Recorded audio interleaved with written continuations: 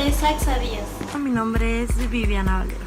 Mi nombre es Esmeralda Nolasco. Mi nombre es Alma Guadalupe. Mi nombre es Rocío Guadalupe Casona Rodríguez. Yo soy Lisbeth González. Estas estrategias las podemos utilizar en clases de historia para nuestros alumnos. Los estudios de caso, el trabajo cooperativo, las actividades de discusión con final abierto, las estrategias multisensoriales, el manejo de fuentes históricas, como por ejemplo textos, pinturas, fotografías o mapas. Las visitas a lugares como monumentos o museos, formular hipótesis de trabajo, calificar fuentes históricas, analizar las fuentes históricas, promover el conocimiento y la curiosidad, enseñar a dudar, preguntar, justificar y argumentar y analizar, y pues fomentar la autonomía. Estas estrategias van conjunto al desarrollo del pensamiento crítico y reflexivo y el desarrollo del pensamiento histórico.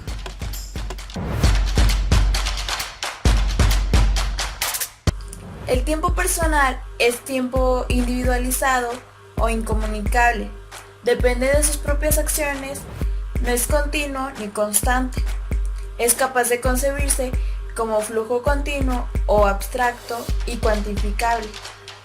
Este también influye de manera constante en el tiempo natural, que se denomina como cronológico, y un ejemplo de ello puede ser las horas, los días, los meses, los años, etc. Es un aspecto importante respecto al desarrollo de las nociones temporales y con relevancia para comprender el tiempo histórico, que es el dominio de los sistemas de medición del tiempo o tiempo convencional. Este es complejo, pues los niños tienen problemas para usar y comprender el tiempo convencional, que irán superando mientras vayan desarrollando sus capacidades cognitivas.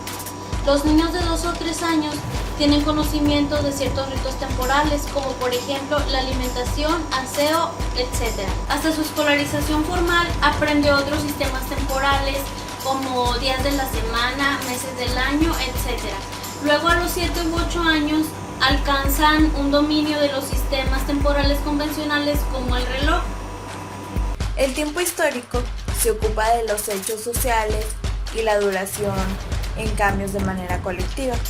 No puede experimentarse de un modo directo, sino de forma subjetiva y por lo tanto discontinua.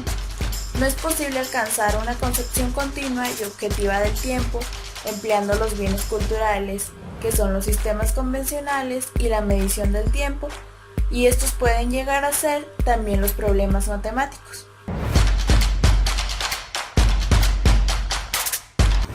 Las fuentes primarias son los documentos, testimonios u objetos originales que le permitan al historiador investigar directamente en ellos sin intervención de un intermediario.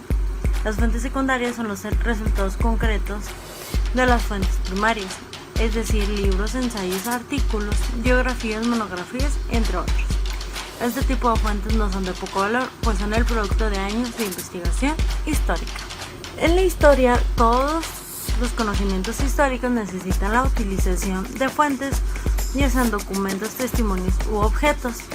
Su argumentación se basa en la interpretación de estos. La utilización de fuentes históricas tiene 3 aspectos: fundamentación, demostración y verificación. La fundamentación se refiere a la fuente histórica de la que parte el investigador. La demostración es el trayecto que se sigue en la investigación. Y la verificación se refiere a que una vez concluida la investigación histórica, deberá ponerse a consideración del lector. Historia anticuaria. Este tipo de historia lo que busca es el encontrar datos del pasado con el fin de escribirlos de manera detallada. En este sentido, el anticuario es un tipo de historiador que estudia y descubre detalladamente sobre las civilizaciones antiguas. Historia de bronce. La historia de bronce es una forma en la que las naciones buscan tener su propio sistema histórico, y lo que busca en particular es engrandecer las figuras patrióticas de una nación mediante la historia de la misma. En algunos casos se habla maravillas sobre la verdad, de forma en que quede de la mejor manera posible, de lo que se puede mejorar el sistema patriótico que se conoce en dicho país. Historia crítica. Este tipo de historia hace énfasis en personajes conocidos del pasado que suelen ser vistos a ojos humanos como fácilmente criticables o como malos en un contexto histórico. Este tipo de historia busca el adelantarse más profundamente en el contenido de los personajes críticos, en sus obras, en sus designios y sus pensamientos. Uno de los personajes de la historia que es más comúnmente estudiado por este campo es Karl Marx. Es quien es ampliamente criticado por su manifiesto comunista. Historia científica. Este tipo de historia es aquella en cómo la humanidad ha encontrado avances en los aspectos científicos, de forma en que los descubrimientos obtenidos por este medio se pueden utilizar como una ayuda para el trabajo científico de hoy en día. El primero es tiempo histórico. El tratamiento que se le da al tiempo en el estudio de la historia conjuga dos formas complementarias, el tiempo cronológico y el tiempo histórico. El primero se refiere a la medición del tiempo secuencial, es decir, al transcurrir de un momento a otro, días, meses, años, décadas, siglos y milenios. El tiempo histórico, en cambio, implica distintas nociones y conceptos que sirven para ubicar y explicar tanto los procesos históricos como el movimiento general de la historia. El segundo concepto es espacio histórico. El espacio histórico es la segunda de las tres coordenadas que nos ayudan a ubicar los hechos históricos. Este concepto también tiene múltiples significados, todos ellos relevantes al estudio del pasado, la geografía, cartografía y el espacio político.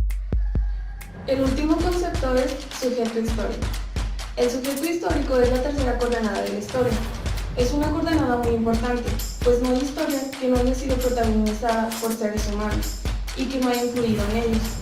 En este sentido, la noción de sujeto histórico define dos aspectos diferentes, pero complementarios, de la relación que los seres humanos tienen con la historia. En primer lugar, por sujeto histórico se entiende los protagonistas de la historia, al quién o al quienes hacen la historia. En segundo lugar, la noción de sujeto histórico se refiere a quienes reciben la historia.